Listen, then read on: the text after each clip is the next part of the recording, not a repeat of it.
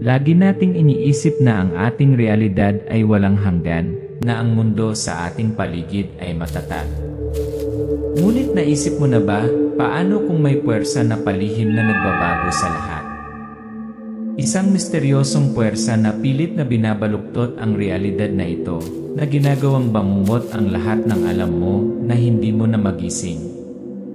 At ikaw, ano ang gagawin mo kapag natuklasan mong hindi na lang ikaw ang natitira sa mundong ito? Isang figura sa damit ng isang monghe ang nakatayo sa gitna ng malabong mga anino. Hawak niya sa kamay ang isang lumang libro, basag ang pabalat, na binubuklat ang bawat pahinang naninilaw. Umalinggaw ang kaluskos ng mga papel sa tahimik na lugar. Ito ang kwento ni Padre Gabriel Terretti, isang pari, isang eksperto sa supernatural na fenomena, na gumugol ng higit sa 12 taon sa isang trabaho na inaakala ng mga tagalabas ay mystical lamang. Ngunit talagang patuloy na nakikipaglaban sa mga di nakikitang puwersa. Isang mapaghamong trabaho, hindi lamang maingay na exorcism, ngunit pagsisiyasat sa madilim na mga silid, kung saan ang mga hindi maipaliwanag na bagay ay nangyari ng walang anumang bakas. Lumitaw ang malabong mga imahe, isang silid na puno ng mga nakalilitong dokumento. Ang bawat file ay nakatatak na pula ng inexplicable stamp. Ang gawain ni Gabriel noon pa man ay kung ano ang tawag sa mga tao normal. Supernatural, nakakatakot, walang katotohanan, sabihin mo na. Ngunit ang napakanormalidad na iyon ay nasa ilalim ng banta, dahil ang mga kakaibang alituntunin na hindi kilalang pinanggalingan ay nagsimulang lumitaw sa buong mundo. Mga panuntunang hindi pa narinig ng sinuman, at kung hindi mo susundin ang mga ito, ikaw ay mapapalitan. O kahit na mawala ng tuluyan.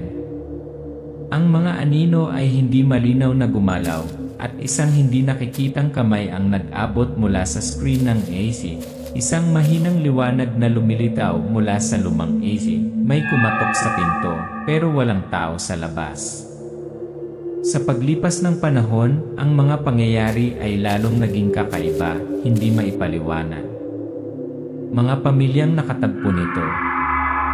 Mga taong nakatanggap ng kakaibang mga alituntunin sa kanilang mga tahanan. Mga pamilyang walang pagpipilian kundi sundin sila. Walang nakakaalam kung bakit, ngunit isang bagay ang tiyak, kung sinira nila ito, wala na sila sa kanilang sarili. Baka mawala na sila. Tinignan ni Gabriel ang isang dokumento na may kahina-hinalang tingin, sa kadahan-dahang itinupi at inilagay sa mesa. Ang kamera ay nag-zoom in. Ang mga mata ni Gabriel ay puno ng takot, isang bagay na hindi pa niya nahaharap noon. Ang mga kakaibang kaso na ito ay hindi lamang nagkataon. Hindi lamang ito mga supernatural na anomalya. Mas malaki sila, mas madilim. Isang bagay na maaaring manipulahin ang realidad, isang puwersa na gustong palitan ang mundong ito ng isa pa. At ako, si Gabriel Terretti, nagsimula na ako sa isang paglalakbay na hindi na ako makakabalik. Dahil ang mga patakarang iyon ay hindi proteksyon. Sila ay tanda ng pag-atake. At ito ay kasisimula pa lamang. Isang slow motion shot na may dim lighting ang nagpapaliwanag sa mukha ni Gabriel. Ang kanyang mga mata ay puno ng takot, ngunit isang kislap din ng determinasyon. Maging handa dahil ang mga patakarang iyon ay hindi titigil. Ang kasamaang ito ay darating. At walang sinuman sa atin ang makakatakas dito. Tayo mayroon na lamang isang landas na natitira. Nagsisimula na ang kwento. Huwag palampasin ito. Sa di nakikitang mga anino ng mundong ito, may mga nakatayo sa pagitan ng liwanag at kadiliman, pinoprotektahan tayo mula sa mga bagay na hindi nakikita ng mata. Isa sa kanila ay si Padre Gabriel Terretti. Isang tao na ang trabaho ay hindi nakakainip na mga serbisyo sa panalangin o moral na mga lektura. Ang kanyang gawain ay upang harapin ang mga supernatural na fenomena na kahit ang Vatican ay hindi maipaliwanag. Ang eksena ay lumipat sa mesa ni Padre Gabriel. Ang mga dokumento, libro at computer ay nailawan. Isang mapa ng mundo na may mga pulang pin na nagmamarka ng mga kakaibang lokasyon. Tahimik na nakaupo si Gabriel, nag-concentrate, nakatingin sa tambak ng mga file. Akala ng mga tao, ang trabaho ni Gabriel ay ang sumali sa maingay na exorcism na may mga katakot-takot na eksena na makikita lang sa mga pelikula. Pero iba ang totoo. Ang trabaho niya ay hindi direktang makipag-away sa mga demonyo. Hindi, ang trabaho niya ay mag-imbestiga ng mga kakaibang fenomena, mga misteryo na walang malinaw na naiintindihan. May hawak na makapal na dokumento si Gabriel, binuklat ang bawat pahina. Isang sunod-sunod na kakaibang pangyayari ang sumagi sa kanyang isipan, mga pamilyang pinagmumultuhan ng mga boses ng mga patay, mga taong nakakaranas ng kakaibang fenomena gaya ng pagbabago ng anino o mga bangungot na lalong naging totoo. Sa loob ng 12 taon niya sa Vatican, nasaksihan ni Gabriel ang lahat ng uri ng kakaibang bagay. Mga kaso na hindi maipaliwanag. Mga pangyayaring hindi kayang lutasin ng katwiran. May mga pagkakataong naipaliwanag niya sa pamamagitan ng siyensya, ngunit habang tumatagal, nagiging mas komplikado ang mga misteryo.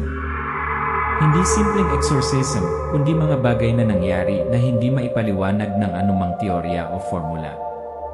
Tumingin si Gabriel sa screen ng computer, kung saan lumabas ang mga ulat mula sa iba't ibang lungsod sa buong mundo. Ang mga salitang hindi maipaliwanag ay lumitaw. Nagsimulang kumikislap ang mga ilaw sa silid at tila lalong bumigat ang kapaligiran.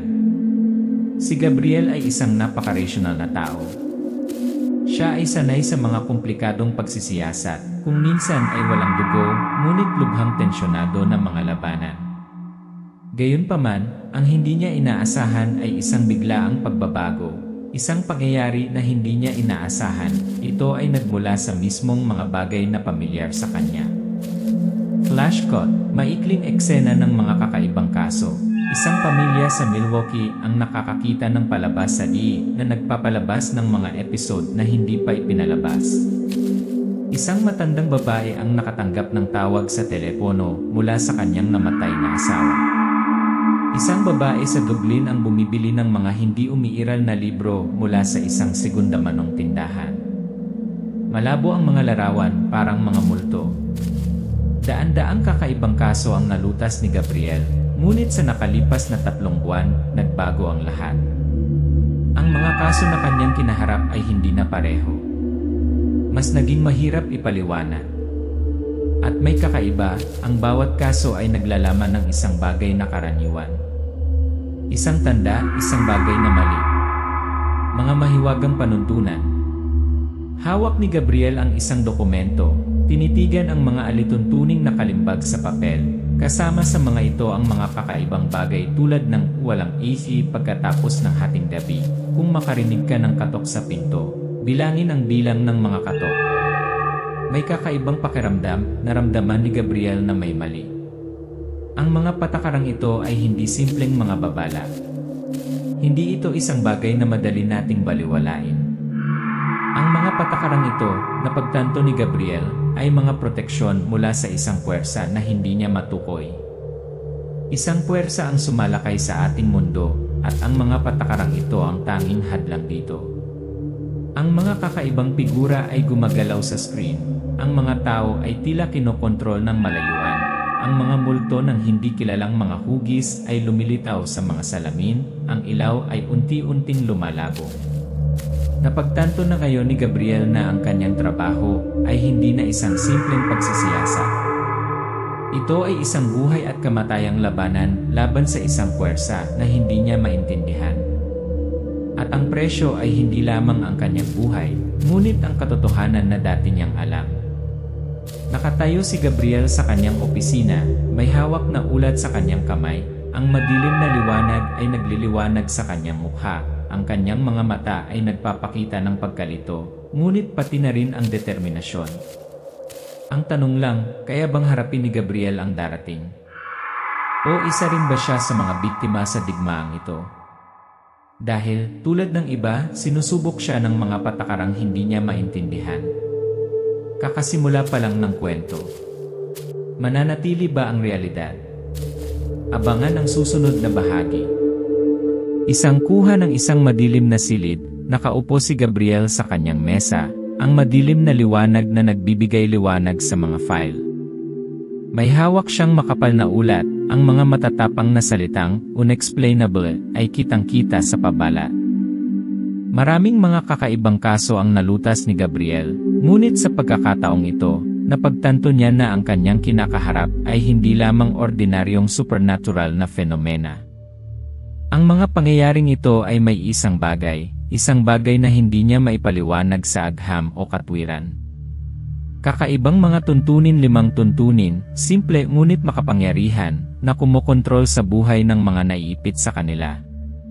Binuksan ni Gabriel ang isang folder, lumitaw ang mga pahina ng mga ulat, na may mga misteryosong kwento mula sa buong mundo. Mga flashback ng mga pamilya, bawat isa ay pinagmumultuhan ng hindi maipaliwanag na mga pangyayari. Unang panuntunan, huwag manood ng kahit ano sa pagkalipas ng hating gabi. Pangalawang panuntunan, kung makarinig ka ng katok sa pinto, bilangin ang bilang ng mga katok. Pangatlong panuntunan, suriin ang refleksyon sa bawat salamin bago lumabas ng silid. Ika-4 na panuntunan, dapat agad na patayin ang mga pulang kandila. Ika-5 panuntunan, kung magtanong ang isang bata tungkol sa tunay na pangalan ng isang haka-haka na kaibigan, umalis ka agad sa bahay. Isang pamilya ang nakaupo sa sala, ang AI ay otomatikong bumuka sa hating gabi, nagbo-broadcast ng isang programa tungkol sa kanilang buhay sa susunod na araw. Ang sumunod na eksena ay tungkol sa isang babae na nakatanggap ng tawag mula sa kanyang namatay na asawa.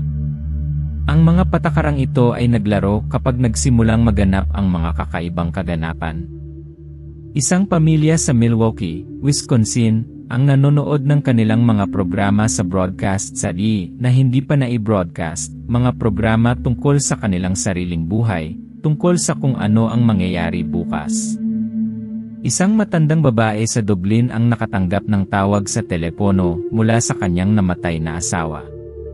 Ang isang bookstore sa ibang lungsod ay nagbebenta ng mga aklat na wala, kung saan ang mga mamimili ay nagbabayad sa mga pera ng mga bansa na matagal nang nawala. Ang eksena ay pinutol sa isang naka-zoom in na imahe ng salamin. Nakatayo si Gabriel sa harap ng salamin, kakaibang refleksyon ng liwanag ang lumalabas sa salamin. Ang mga kakaibang pangyayaring ito ay hindi basta-basta. Hindi sila nagkataon. May kaugnayan sila sa mga patakaran. Ang mga patakarang ito ay hindi basta-basta, ngunit ang mga hakbang na pangproteksyon, mga hakbang upang maiwasan ang isang bagay na hindi natin nakikita, ay hindi maaaring mahawakan. Napagtanto ni Gabriel na ang bawat kaso ay naglalaman ng isang madilim na katotohanan. At kung ang mga patakarang ito ay hindi susundin, ang halagang babayaran ay kamatayan. Mga larawan ng mga taong nakatingin sa salamin, nakikita ang sarili nilang imahe, ngunit may hindi tama. Ang mga tao sa mga kasong ito ay tila hindi napagtanto na sila ay pinapalitan. Sa bawat kaso, ang mga biktima na hindi sumusunod sa mga patakaran ay nawawalan ng isang mahalagang bagay. Isang babae ang tumitingin sa salamin at napagtanto na ang kanyang refleksyon ay hindi na siya. Isang bata ang nagtanong tungkol sa tunay na pangalan ng kanyang haka-haka na kaibigan. At ang pamilya ay nagsimulang mapagtanto na may isang bagay na kakaiba. Ang mga taong ito ay hindi lamang biktima ng mga supernatural na fenomena, sila ay pinapalitan. Sa pamamagitan ng ilang puwersa na lihim na nagmamanipula ng katotohanan. Si Gabriel ay nanonood ng isang dokumentaryo tungkol sa isang kaso. Ang mga ilaw na kumukutitap, ang mabigat na kapaligiran, ang mga patakaran ay malinaw na nakaprint sa screen. Pareho ang resulta ng bawat kaso, ang mga hindi sumusunod sa mga alituntunin ay nawawala o mahiwagang mamatay. Ang mga sumusunod sa mga alituntunin ay nabubuhay pa rin, ngunit hindi na tulad ng dati. Nabubuhay sila sa isang mundo kung saan ang panuntunang ito ay naging isang katotohanang hindi na mababago. At ang mga lumalabag dito, sila ay nawawala. Nawawala ng walang bakas. O sila'y namamatay. Kamatayan ng walang dahilan, walang paliwanag, basta pagkawala na para bang hindi sila umiral. Nakaupo si Gabriel sa kanyang opisina, may hawak na dokumento sa kanyang kamay, puno ng pag-aalala ang kanyang mukha. Kumislap ang ilaw mula sa desk lamp at lumitaw muli ang kakaibang report files.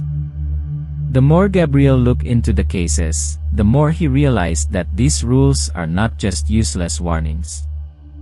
They had a profound effect on the survival of each person.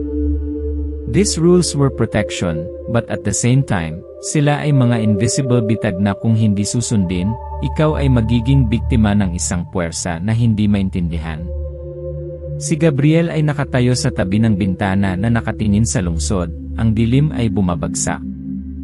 Sa dim light, napagtanto niya na hindi lang ordinaryong supernatural na kaso ang kinakaharap niya.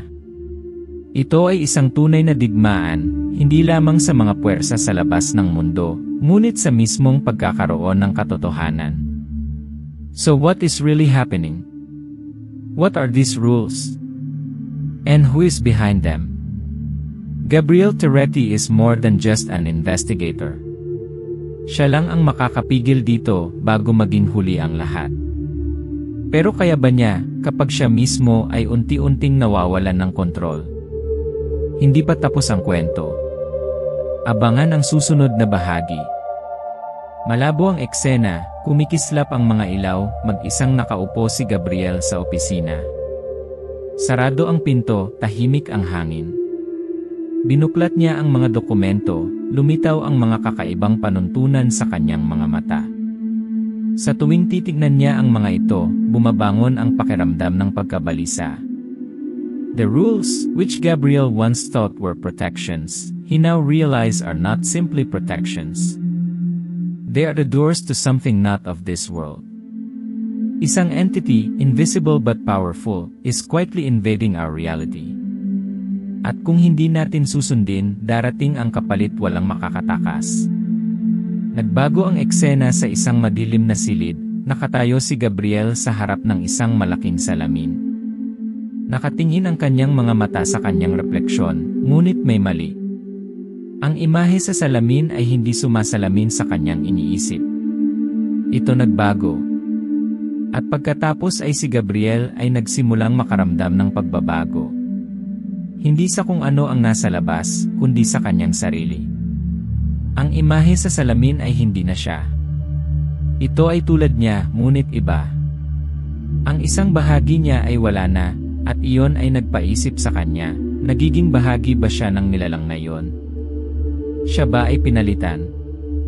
Ang mga larawan ng mga tao sa paligid ni Gabriel, ang mga taong dati niyang kilala, ngayon ay nagpakita na rin ng mga palatandaan ng pagbabago.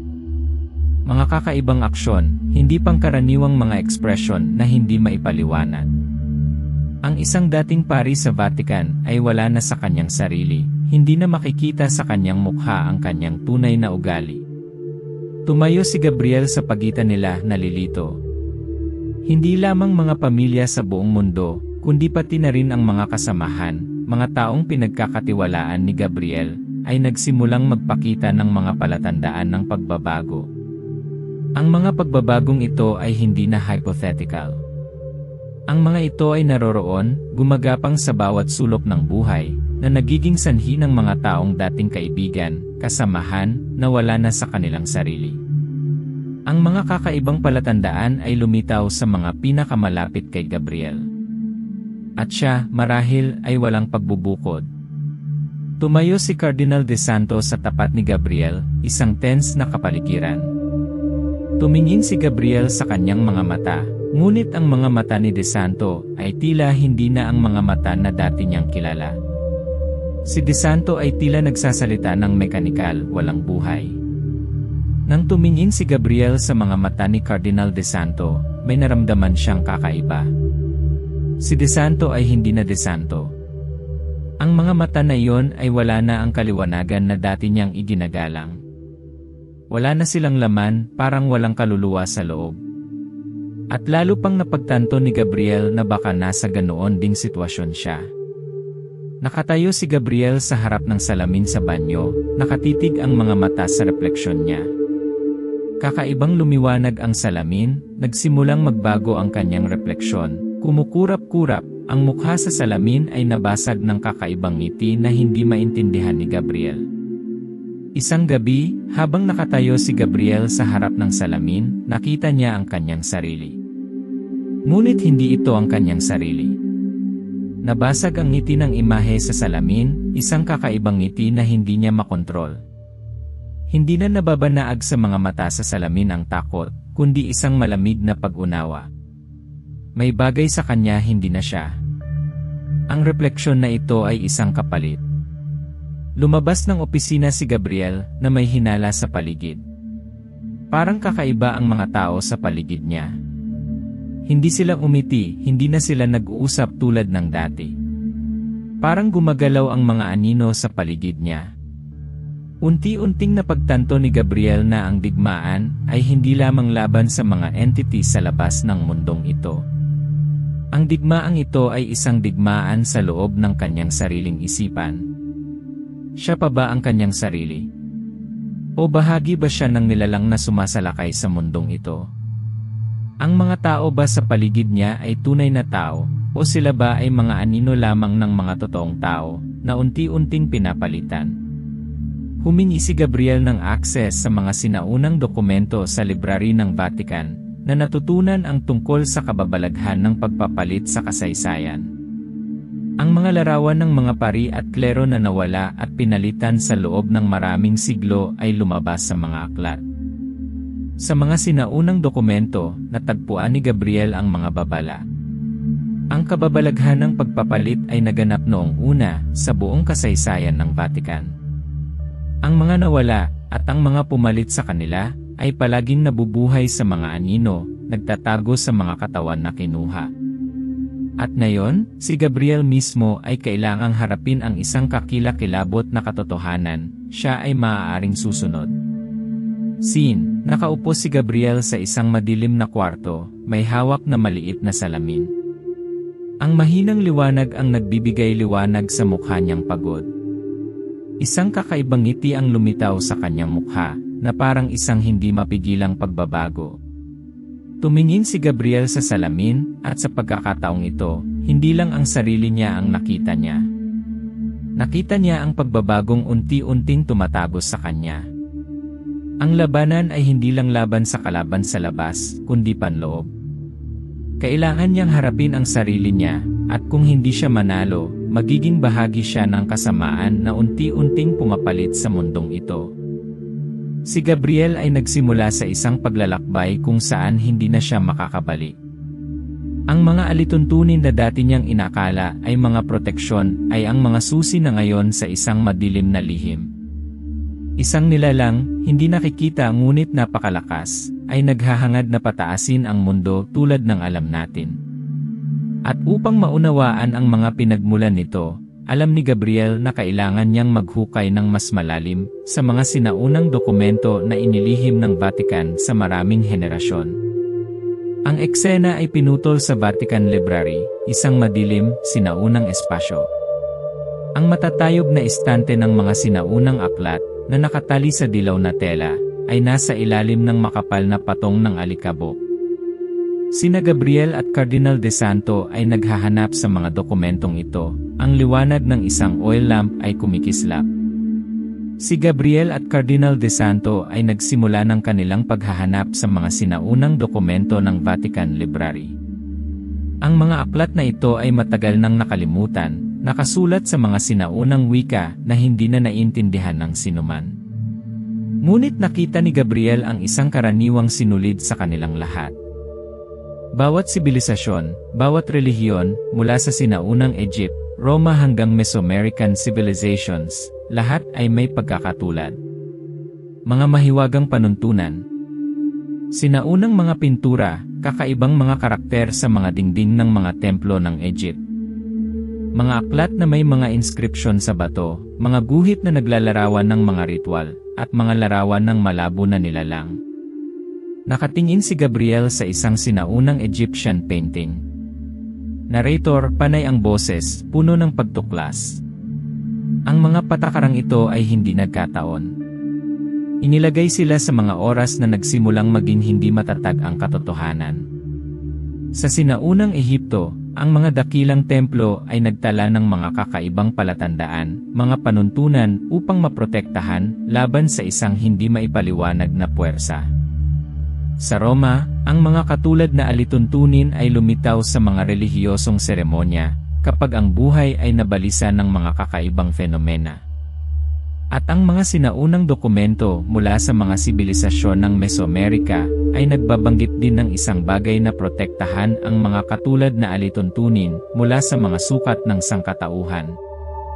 Nakahanap sina Gabriel at Cardinal de Santo ng isang sinaunang aklat na nakabukas, at nasa loob nito ang mga talaan ng isang madilim na nilalang. Isang hindi nakikitang kadiliman na naghahangad na palitan ang katotohanan ng isang perpektong kopya ng sarili nito. Hindi makapaniwala si Gabriel sa kanyang mga mata. Sa mga sinaunang aklat, nakakita siya ng mga talaan ng isang madilim na nilalang. Isang di nakikitang kadiliman, hindi sa mundong ito, ang tahimik na lumusob sa realidad. At ang nais nitong gawin ay palitan ang mundong ito ng isang perpektong kopya. Isang mundo kung saan ang katotohanan at ang lahat ay binaluktot, na kontrolado ng mga patakarang itinakda nito. Ang madilim na mga larawan ng mga kwadro na gawa ng mga sinaunang ritual, na may kakaibang mga ilaw, anino na mga figura ay sumalakay sa mundo ng mga tao. Tumayo sina Gabriel at De Santo, napagtanto na ito ay nangyayari sa loob ng libu-libong taon.